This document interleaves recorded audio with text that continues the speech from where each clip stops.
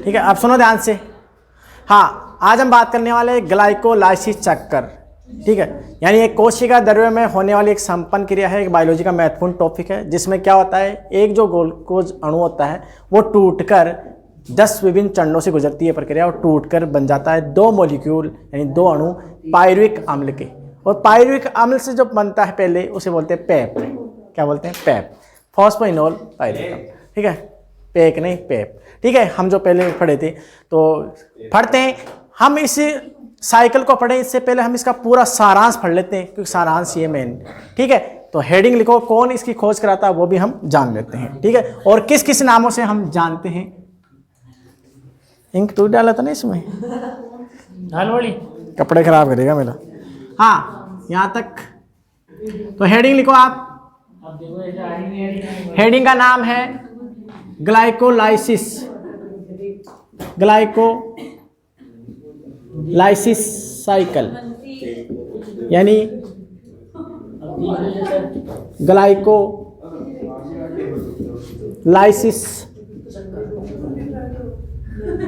चक्र।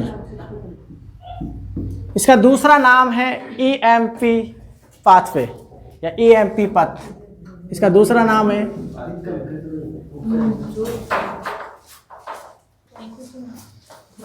हो गया। कम करो थोड़ी और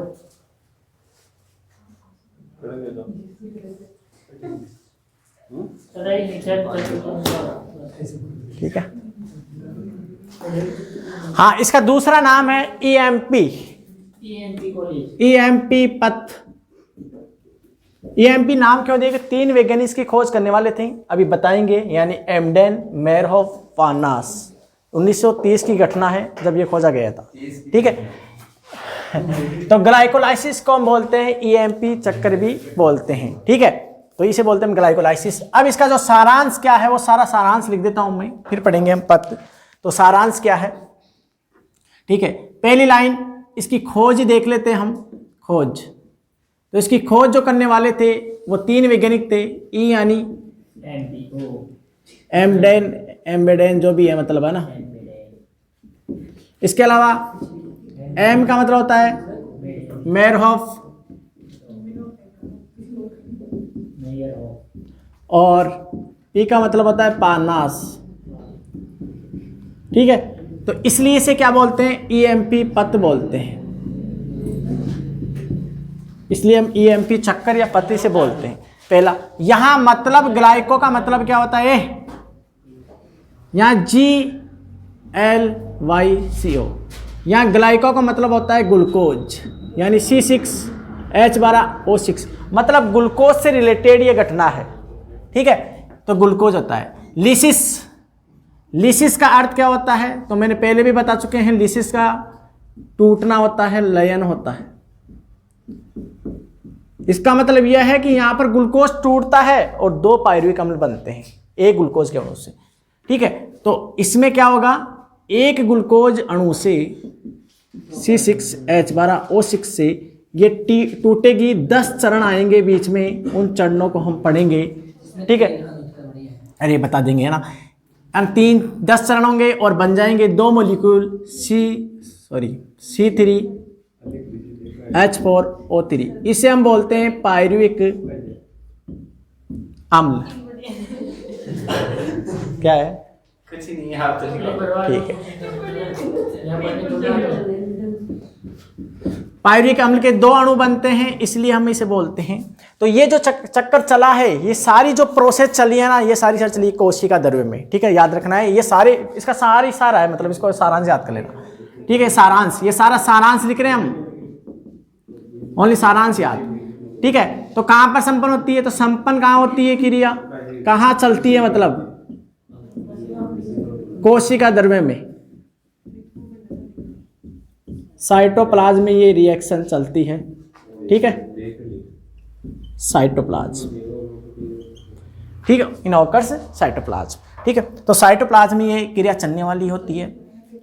ठीक है, तो इसमें क्या है, ये ऑक्सीजन पर निर्भर नहीं करती है। ऑक्सीजन मिले तो सही, नहीं मिले तो सही, चलेगी ये। ठीक है, तो ऑक्सीजन पर निर्भर नहीं करती है, O2 पर निर्भर नहीं करती है। अब इनमें क्या होता है, इसका सारांश में देखें तो देखो ध्यान से, नोट में लिखना है सभी को, ठीक है। देखो यार तू करेगा कपड़े खराब मेरे, मतलब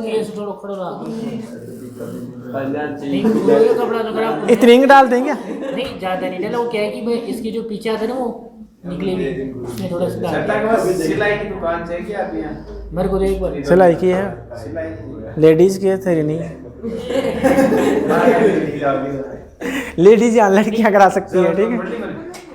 हाँ जरूरत पड़ेगी, इसको कभी जरूरत नहीं पड़ेगी सर, फर्क पड़ेगी। एक बड़ी की कॉपी चेक कर लिख रही है, पर इसके कर्मों से नहीं लगता है मुझे, है ना, ठीक है।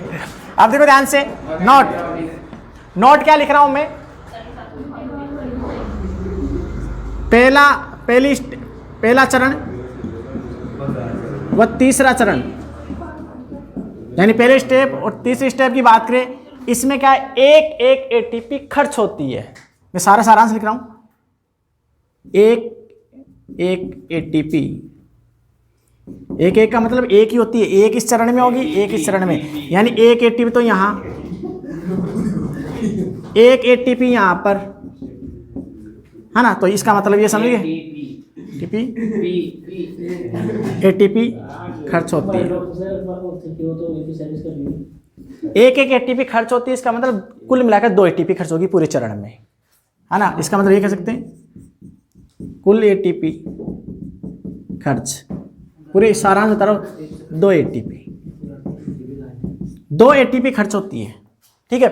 2 एटीपी खर्च होती है यहां पर, कुल मिलाकर ये कह सकते हैं। अब देखो आगे अगला नोट, 5वें चरण में कोई भी एंजाइम यूज नहीं होता है, ठीक है। तो 5वीं स्टेप में कोई एंजाइम यूज नहीं, कोई भी एंजाइम यूज नहीं होता है, याद करना इनको, कोई भी एंजाइम यूज नहीं होता है। इसका सारांश सब कुछ है, ठीक है। मेरा शब्द मेरा शासन है, ठीक है। ये चलता है, ठीक है। ध्यान से देखो अगला, 7वें और 10वें चरण में सुन लेना ध्यान से, 7वें और 10वें चरण में, तो 7वीं स्टेप व 10वीं स्टेप, ठीक है। 7वीं स्टेप और 10वीं स्टेप में दो एटीपी का निर्माण होता है, दो एटीपी का निर्माण होता है। तो कुल मिलाकर कितनी एटीपी निर्माण, कुल शुद्ध एटीपी निर्माण, नहीं कुल शुद्ध एटीपी, हाँ एटीपी निर्माण ऐसे लिखते हैं ना, एटीपी निर्माण। तो एटीपी निर्माण कितना हुआ, 4 एटीपी निर्माण, ठीक है। यानी 4 एटीपी बनती है, 2 खर्च हो जाती है, तो शुद्ध लाभ होता है 2 एटीपी का, ठीक है। ये हो गया। अगला पॉइंट देखो ध्यान से, अगला पॉइंट 5वें स्टेप, इस 5वें चरण में है, 5वें स्टेप में है ना, 5वीं है ना। अब देखो ध्यान से, 6वीं स्टेप में 2 NADP बनते हैं, 6ठी स्टेप में 2 NADPH2 बनते हैं। कितने, 6ठी स्टेप में 2 NADP बनते हैं। और आप जानते हो 3 ATP इक्वल टू 1 NAD, दिख रहा नहीं यहाँ तक, ये दिख तो रहा है ना यहाँ तक, जैसे दोबारा बता रहे, हाँ दिख रहा है सर। तुझे नहीं, कहाँ से दिख रहा, आंखें नहीं है क्या तेरे। देखो ध्यान से, एक NADPH2 इक्वल टू 3 ATP, तो कितने NAD, 2 NADPH2 मल्टीप्लाई 3, कितने ATP, 6 ATP, 6 एटीपी। अब ध्यान से सुनना, 2 एटीपी खर्च हुए हैं, 4 एटीपी बने हैं और 6 एटीपी एनएडीपीएस से बने हैं। ठीक है, तो टोटल 10 एटीपी बने हैं। कुल एटीपी निर्मित कितनी हुई? तो कुल एटीपी निर्मित, इसका कुल एटीपी निर्मित कितनी? 10 एटीपी। 10 हो गए ना? अरे 4 तो ये रही, 6 ये रही, है ना, एनएडी से, क्योंकि ये एनएडी है ना, कन्वर्ट हो जाता है। ठीक है, तो 10, तो 2 तो खर्च हो गई ना, तो शुद्ध लाभ, शुद्ध एटीपी लाभ 10 माइनस 2, ये 2 तो खर्च हो गए ना, तो कितनी? 8 एटीपी। तो 8 एटीपी का इस चरण में लाभ होता है। ठीक है, और शुद्ध एटीपी की बात करें ना, जब 2, आग से एग्जाम में क्वेश्चन पूछ ले कि शुद्ध एटीपी कितनी बनती है, तो 2 ही है। वो 2 तो खर्च हुई है और 4 बनी है, तो शुद्ध एटीपी का तो 2 ही लाभ है। अरे शुद्ध एटीपी का तो 2 ही लाभ हुआ ना। ठीक है, कुल एटीपी की बात करें जब 8 एटीपी है, वैसे शुद्ध तो कितनी हुई? ये तो एनएडीपीएस से आई है ना, ये एटीपी से, तो शुद्ध एटीपी, अगर एटीपी की बात करें तो ये से आई है। ठीक है, इसके अलावा और क्या बच गया इसमें? एक भाई से पहुंच कर रहे, चुप रहो। एक लाइन और लिख लो इसमें, है ना। एक लाइन क्या है? तो पहली है ना, तीसरी, पहली तीसरी नहीं, पहली, हाँ पहली तीसरी 10वीं स्टेप अनुत्क्रमणीय होती है,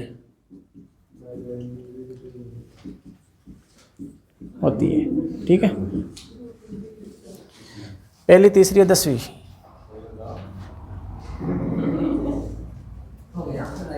ठीक है, ये हो गया ग्लाइकोलाइसिस। अब बचा इसका साइकिल चक्कर, कल करवाएंगे ना, ऑफ कर दे परमानेंटली। ठीक है, हाँ शांत। अब सुनो ध्यान से, प्रकाश संश्लेषण पढ़ रहे थे और उसमें ग्लाइकोलाइसिस चक्कर पढ़ रहे थे, वो चक्कर लिखना है। ठीक है, तो ग्लाइकोलाइसिस चक्कर जो होता है 10 चरणों में पूर्ण होता है, 10 रेखीय क्रम में पूर्ण होता है। वो सारे के सारे रेखीय 10 स्टेप जो है वो चरण मैं लिख रहा हूँ, लिख लेना है ना। और इसमें कौन कौन से एंजाइम यूज होते हैं वो एंजाइम भी लिखेंगे हम, और किस स्टेप पर कौन सा प्रोडक्ट बनता है वो भी हम देखेंगे। ठीक है, तो देखो ध्यान से, तो कल वाला जो टॉपिक चल रहा था वही है, यहाँ तक है ना। ठीक है, ठीक है ना, ठीक है। देखो ध्यान से, ग्लाइकोलाइसिस चक्कर चल रहा था, तो इधर से इधर आएंगे हम। ठीक है, ग्लाइकोलाइसिस। ठीक है, तो इसकी परिभाषा आप जानते ही हो, आप सिंपल सा तरीका है। ठीक है, एक ग्लूकोज का एक अणु है C6H12O6, और इससे बनेगा 2 C3H4O3, यानी पायरुविक अम्ल, पायरुविक अम्ल या पायरुवेट भी बोल सकते इसे। तो ग्लूकोज के एक अणु से 2 पायरुविक अम्ल बनने की जो प्रक्रिया होती है, इसे हम ग्लाइकोलाइसिस चक्कर बोलते हैं। ठीक है, तो एक एक स्टेप में पढ़ते हैं, तो स्टार्ट करते हैं इसे हम। तो यहाँ से स्टार्ट कर रहे हैं हम, पहला चरण है ये। ठीक है, पहला चरण तो C6H12O6। ठीक है, ध्यान से देखना, इधर 6 कार्बन है, 6 कार्बन है ना, और एक मॉलिक्यूल है, एक अणु है ग्लूकोज का। अब क्या होगा?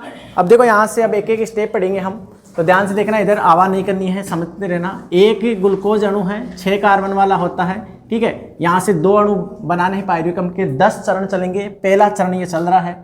ठीक है, पहला चरण, इसमें क्या होगा? पहला चरण, अब देखो इसमें क्या बनेगा, यहां पर एक एंजाइम यूज होगा और उसका नाम है हेक्सोकाइनेज एंजाइम। क्या नाम है? हेक्सोकाइनेज। हेक्सोकाइनेज एंजाइम की उपस्थिति में क्या होगा, यहाँ पर एटीपी खर्च होगी। मैंने लिखाया था ना कि पहली स्टेप और तीसरी स्टेप यानी पहले चरण और तीसरे चरण में एक एक एटीपी क्या होती है, खर्च होती है। ठीक है, तो ये पहला चरण चल रहा है, तो यहाँ पर एक एटीपी खर्च होगी, एक एडीपी प्लस पी यानी आईपी, फॉस्फेट बनेगा। अब यहाँ पर ध्यान से सुनना, यहाँ पर जो फॉस्फेट समूह निकला है वो, ठीक है, ग्लूकोज से जुड़ जाएगा।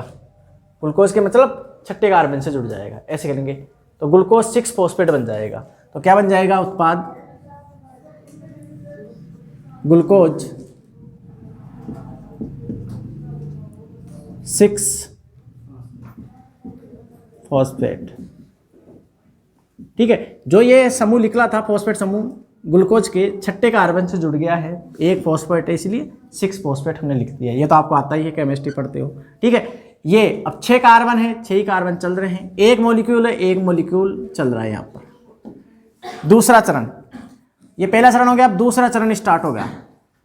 दूसरे चरण की बात करें तो अब देखो ध्यान से, अब दूसरे चरण में क्या होगा, यहां से क्या होगा, आइसोमर होगा, यानी आइसोमर समायवता आपने पढ़ी होगी, यानी चेंज होगा, यानी ग्लूकोज फ्रक्टोज में चेंज हो जाएगा। तो यहां पर आइसोमरेज एंजाइम तो हम बोल सकते हैं। ठीक है, तो आइसोमरेज या ऐसे बोल सकते हैं, है ना, फॉस्फो फ्रक्टो आइसोमरेज भी बोल सकते हैं। ठीक है, फॉस्फो फ्रक्टो आइसोमरेज या डायरेक्ट आइसोमरेज भी लिख सकते हैं। आइसोमर मतलब समायवी दर्शाएगा, इसे चेंज करेगा। ठीक है, चेंज करेगा, यहां पर कोई भी एटीपी खर्च नहीं होगी। ठीक है, हमने कहा था पहली और तीसरी स्टेप में। तो देखो ध्यान से, यहां पर क्या बनेगा, ग्लूकोज से बन जाएगा फ्रक्टोज, मोनोसेक्राइड है तो फ्रक्टोज 6 फॉस्फेट, या मोनो भी लिख सकते हैं क्योंकि एक ही तो है ना फॉस्फेट समूह, तो लिखने की जरूरत नहीं, एक को दर्शाते नहीं है। ठीक है, ये बन गया। 6 कार्बन है, 6 कार्बन चल रहे हैं, एक मॉलिक्यूल चल रहा है अभी तक। ठीक है, ये हो गया दूसरी स्टेप कंप्लीट। यहाँ से अब तीसरी स्टेप स्टार्ट होगी, तीसरा चरण चलेगा।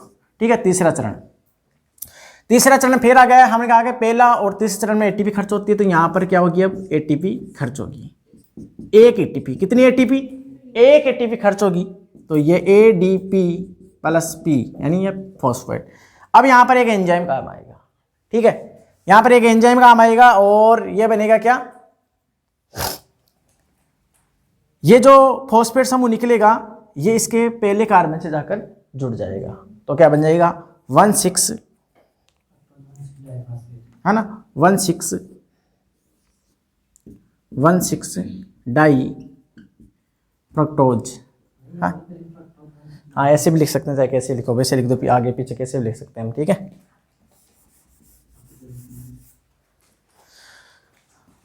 तो फ्रक्टोज 16 डाई फॉस्फेट। ठीक है, क्या हो गया, यहाँ से 16 डाई फॉस्फेट बन गया है। हाँ हाँ, एडीपी बन गया ना, मतलब ट्राई फॉस्फेट था, 3 फॉस्फेट समूह थे, अब 2 ही रह गए, डाई रह गया, एक फॉस्फेट समूह बाहर निकल गया। जो फॉस्फेट समूह निकला वो इसके पहले कार्बन से जुड़ गया फ्रक्टोज के, इसलिए वहाँ 1 लिख दी है। ये संख्या तो आप जानते हो, कार्बन जहाँ पर जुड़ा वो लिखते हैं। तो फ्रक्टोज 16 डाई फॉस्फेट। अब यहाँ पर एंजाइम कौन सा यूज हुआ, तो हेक्सोकाइनेज, फॉस्फोफ्रक्टेज, और यहाँ पर क्या हो गया, है ना, फ्रक्टोकाइनेज, क्योंकि नाम एंजाइम के अनुसार लिखते हैं। तो यहाँ पर कौन सा एंजाइम यूज हुआ था, फॉस्फोफ्रक्टोकाइनेज, यानी काइनेज एंजाइम यूज होता है। ठीक है, ये हो गया। तो ये है। अब यहां से क्या है, अगला चरण चलेगा, तो चौथा चरण चलेगा। ठीक है, तो चौथा चरण मैं ऊपर बता रहा हूं यहां पर। ठीक है, चौथा चरण यहां बता रहा हूं मैं। ठीक, अब यहां से क्या होगा, चौथे चरण में क्या, इसमें थोड़ी चेंजिंग आएगी। ठीक है, चेंजिंग कैसे आएगी, ध्यान से। और मैंने ये भी कहा था कि पहली स्टेप, तीसरी स्टेप और 10वीं स्टेप को छोड़कर बाकी सारी की सारी रिवर्सिबल होती है, यानी पहली नहीं होती है। ठीक है, तो पहली नहीं होगी यानी दूसरी होगी रिवर्सिबल। ठीक है, ऐसे दर्शा सकते हैं। और तीसरी तो होती है अनरिवर्सिबल होती है। ठीक है, ये रही। अब आगे देखो, यहाँ से देखो आगे, यहाँ से चेंजिंग क्या होगी, यहाँ से एल्डोलेज एंजाइम यहाँ पर यूज होगा और यहाँ पर चेंजिंग क्या होती है, दो उत्पाद यानी ये जो 6 कार्बन चल रहे थे यहाँ पर हमारे पास 6 कार्बन, इनमें चेंजिंग आती है। 6 कार्बन चल रहे थे, एक मॉलिक्यूल चल रहा था, ठीक है। अब यहाँ पर चेंजिंग क्या आएगी, 2 उत्पाद बन जाएंगे यहाँ पर, तो हम लिख देते हैं एक तो 3PGL, ठीक है। इसकी फुल फॉर्म क्या होती है तो लिख देता हूँ 3-फॉस्फो ग्लिसर एल्डिहाइड, 3-फॉस्फो ग्लिसर एल्डिहाइड, ठीक है। 3-फॉस्फो ग्लिसर एल्डिहाइड यहाँ पर बन जाएगा। कितने कार्बन, अब 3 कार्बन रह जाएंगे इधर, ठीक है। अब यहाँ पर थोड़ा सा चेंजिंग क्या है, चेंजिंग ये है, ये रिवर्सिबल है ये भी, ठीक है। और यहाँ पर एक और उत्पाद इधर भी बनता है 3 कार्बन वाला, इन 6 कार्बन डिवाइड हो जाए, 3 इधर 3 इधर। इसमें क्या होगा, है ना, डाईहाइड्रोक्सी, ठीक है, डाईहाइड्रोक्सी, है ना, एसीटोन फॉस्फेट बन जाएगा। कौन सा उत्पाद बन जाएगा, डाईहाइड्रोक्सी एसीटोन फॉस्फेट यहाँ पर बन जाएगा। और ये भी कितना कार्बन, 3 कार्बन, ठीक है। अब ये एक दूसरे में चेंज होते रहते हैं, तो यहाँ से जो एंजाइम, यहाँ पर एक एंजाइम काम आ जाता है, ट्रायोज आइसोमरेज या फॉस्फो ट्रायोज आइसोमरेज भी कह सकते हैं हम, ठीक है। तो फॉस्फो ट्रायोज आइसोमरेज एंजाइम जहाँ भी यूज होता है, इसका मतलब है आइसोमर प्रक्रिया चल रही है, ठीक है। इसमें कन्वर्ट हो सकता है, तो ये इसमें कन्वर्ट हो सकता है। यहाँ पर क्या है, ये 2 मॉलिक्यूल बन जाएंगे अब, ठीक है। तो ये स्टेप चौथी पूरी हुई। अब 5वीं स्टेप देखो, यहाँ पर चलेगी अब 5वां चरण, ठीक है। 5वां चरण, 5वें चरण में मैंने कहा था कोई भी एंजाइम यूज नहीं होता है, ठीक है। तो ये 5वें चरण में क्या होगा, कोई भी एंजाइम यूज नहीं होगा, तो फिर यहाँ पर होता क्या है, यहाँ पर फॉस्फोरिक अम्ल ऐड होता है, H3PO4, इसे आप जानते हैं फॉस्फोरिक अम्ल बोलते हैं, ठीक है। और जल ऐड होता है,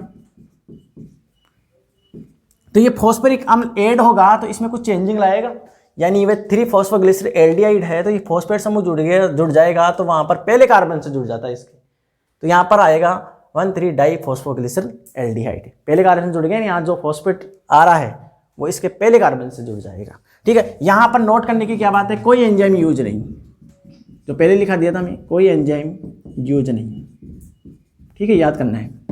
तो यहाँ पर क्या होगा,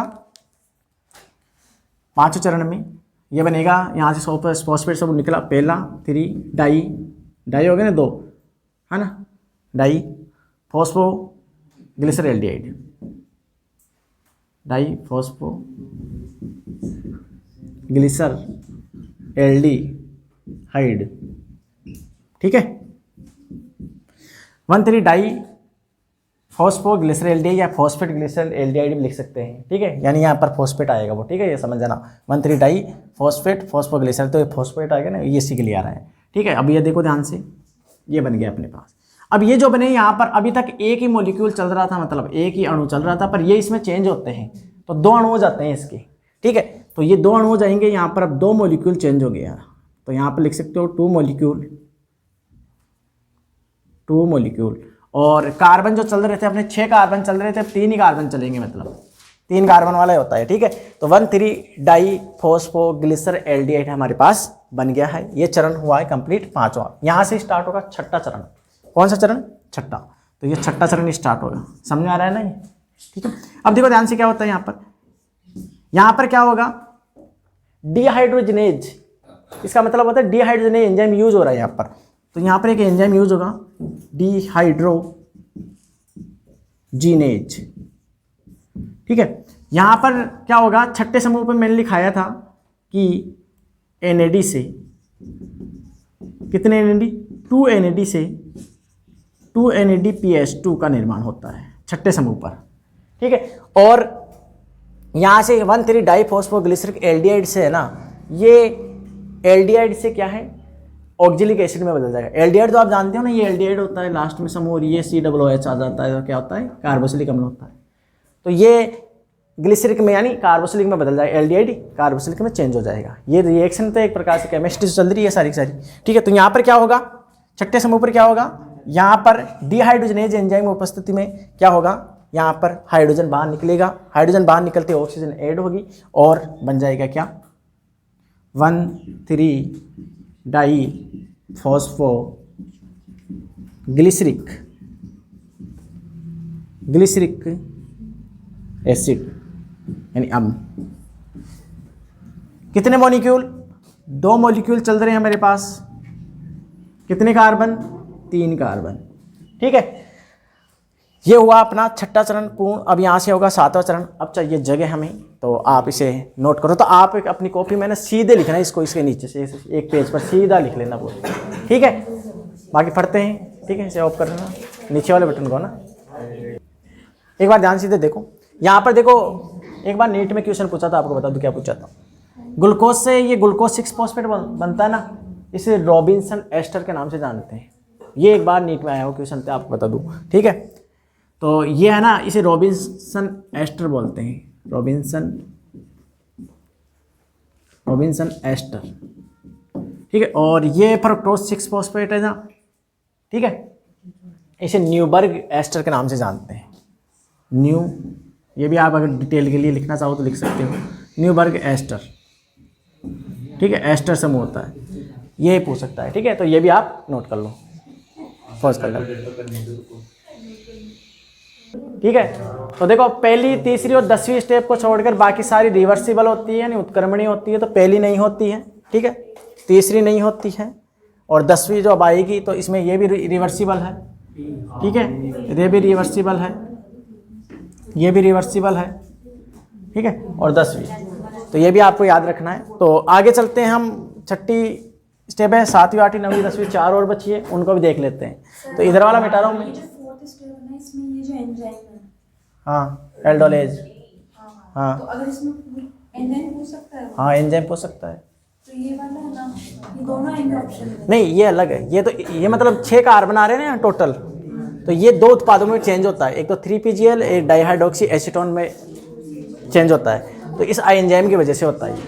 वो एंजाइम इसको बनाने में है, वो एंजाइम इसको बना रहा है, अब ये चेंज हो जाता है उसमें, ये चेंज हो सकता है उसमें, यहाँ से चेंज हो जाते हैं, ठीक है। तो आगे देखो ध्यान से, अगली स्टेप क्या है,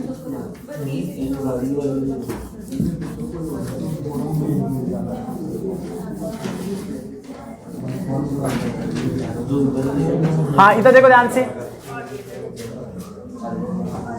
हाँ, यहां से हमने ध्यान से देखो, चलो ना, ठीक है। इधर देखो, छठी स्टेप में हम क्या है कि यहाँ पर डिहाइड्रोजनेज एंजाइम की उपस्थिति में 2 NADP बने हैं, ठीक है। अब यहाँ से क्या होगा, 7वीं स्टेप स्टार्ट होगी यहाँ से, और यहाँ लिख रहा हूँ मैं 7वीं स्टेप को, यहाँ पर दर्शा रहा हूँ, ठीक है। अब यहाँ पर क्या होगा, डिहाइड्रोजनेज है, 1,3-डाई-फॉस्फोग्लिसरिक अम्ल है। तो यहाँ पर क्या है, फॉस्फोग्लिसरिक अम्ल में चेंज करना है, क्योंकि कुल मिलाकर आपको जानते हैं हमें पेप बनाना है, पेप, फॉस्फेनोल पायरुविक अम्ल बनाना है। और पायरुविक अम्ल चेंज होता है किसमें, पायरुवेट में या पायरुविक अम्ल में, ठीक है, पेप, जो पहले भी लिखा चुका मैं।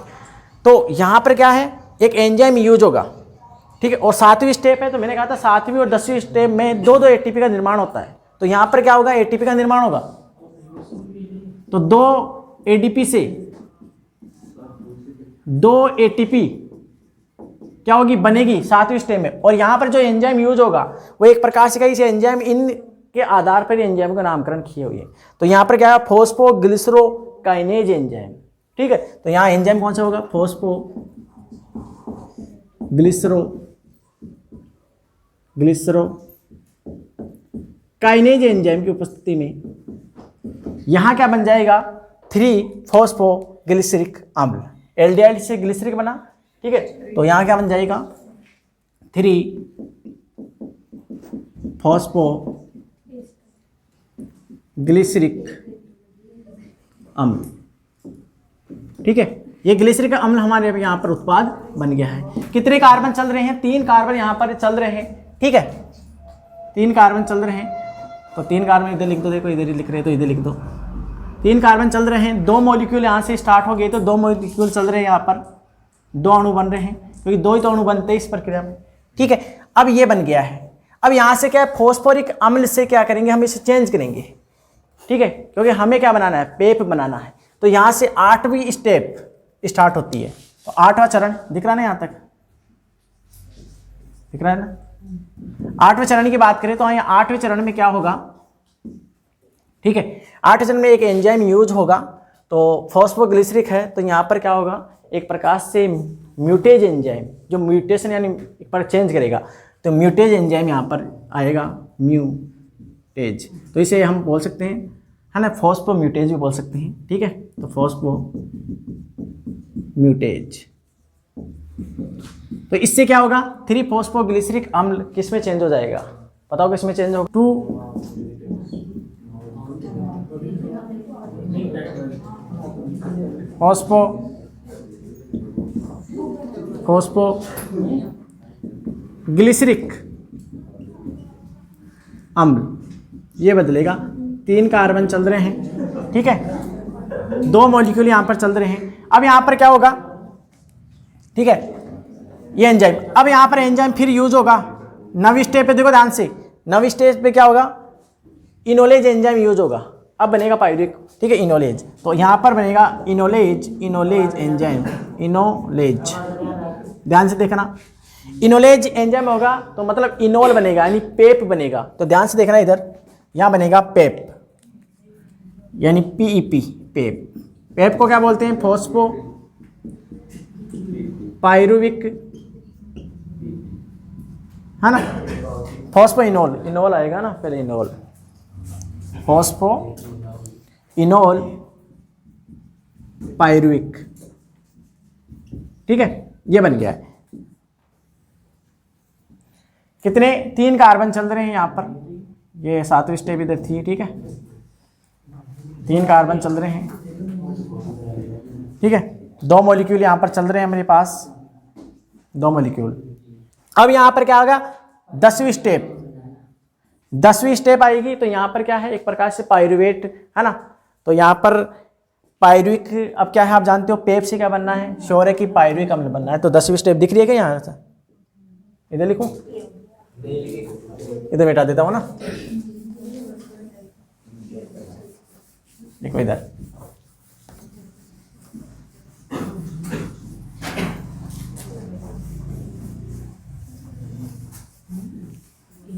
तो ध्यान से देखना इधर, यहां पर क्या होगा, इसकी स्टेप यहां बता रहा हूं मैं। 10वीं स्टेप में क्या होगा, 10वीं स्टेप में, तो 7वीं और 10वीं स्टेप में क्या है, ATP बनती है। तो यहाँ पर ATP बनेगी और 2 ATP बनेगी। तो ATP बनती है किससे, ADP से, तो ADP से ATP बन गई, ठीक है। अब यहाँ पर जो ATP बनी है, इसका मतलब है कि फॉस्फेट समूह यहाँ पर यूज हो गया है। तो यहाँ से क्या है, यूज कर लिया इसने। तो यहाँ पर अब बन जाएगा एक उत्पाद, जो अंतिम उत्पाद है, और वही अपना टारगेट था, ठीक है। तो क्या था, 2 मॉलिक्यूल C3H4CO3, इसे हम क्या बोलते हैं, पायरुविक या पायरुवेट, पायरुविक या पायरुवेट अम्ल, ठीक है। ये पायरुविक अम्ल बन गया है अपने पास, ठीक है। कितने मॉलिक्यूल, 2 मॉलिक्यूल बने हैं, 2 अणु बन गए हैं। 3 कार्बन वाला है ये, 3 कार्बन वाला है ये, ठीक है। तो 3 कार्बन चल रही थे अपनी, 3 कार्बन वाला बन गया। अब ये देखो, पहली स्टेप को, तीसरी स्टेप और 10वीं स्टेप को छोड़कर बाकी सब रिवर्सिबल होती है। तो 10वीं स्टेप रिवर्सिबल नहीं होगी, बाकी ये सब रिवर्सिबल हैं जो हमने शो कर दिए, ठीक है। तो ये थी एक ग्लाइकोलाइसिस प्रोसेस। तो कैसे लगी वीडियो, अगर वीडियो अच्छी लगी है तो चैनल को लाइक कीजिए, शेयर कीजिए और सब्सक्राइब कीजिए। इसके अलावा और भी सारे बायोलॉजी के वीडियो और अदर कंपटीशन एग्जाम के वीडियोस इस चैनल पर मिलते हैं और मिलते रहेंगे, ठीक है। जय हिंद, जय भारत। ऑफ कर दे।